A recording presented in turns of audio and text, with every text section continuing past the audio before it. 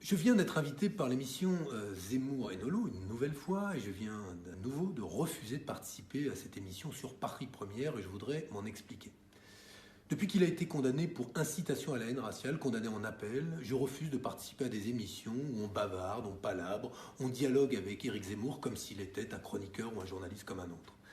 La condamnation pour incitation à la haine raciale ne l'a pas empêché à continuer à propager son obsession islamophobe, des propos qui contribuent à jeter de l'huile sur le feu ou à précipiter les Français les uns contre les autres. Et ça justifie une grande fermeté de la part des républicains, des démocrates et des humanistes. Et je veux dire tout particulièrement que dans le contexte des attentats en Nouvelle-Zélande, où un terroriste s'est dit conduit à agir et à tuer 49 personnes au nom d'une idéologie qui a pignon sur rue en France, celle du grand remplacement, dans ce contexte-là, on ne débat absolument pas avec Éric Zemmour. Pourquoi ?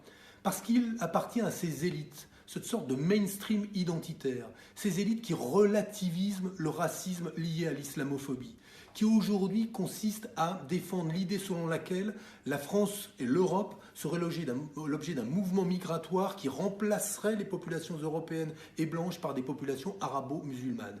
Un concept absolument fou, mais qui a fini par rendre tellement fou un homme que celui-là, au nom du grand remplacement, a tué 49 personnes en Nouvelle-Zélande. Derrière la terreur, la violence terroriste, il y a toujours une idée. Certains la défendent peut-être ici sans appeler aux attentats, mais ils la développent quand même. Et c'est ce qui justifie, et je le dis aux femmes et aux hommes de gauche, aux représentants politiques qui veulent aller à cette émission, je leur dis, il y a des moments où il faut poser des digues.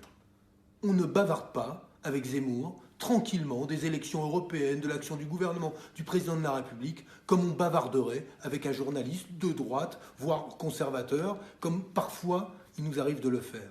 Nous sommes là dans des limites, des frontières, et des frontières qu'on ne dépasse pas. Condamné pour incitation à la haine raciale en appel. Propagateur de l'idée du grand remplacement.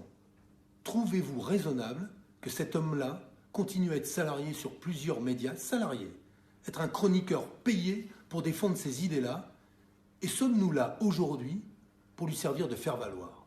Jamais je n'accepterai cela. L'honneur, c'est de ne pas discuter avec lui.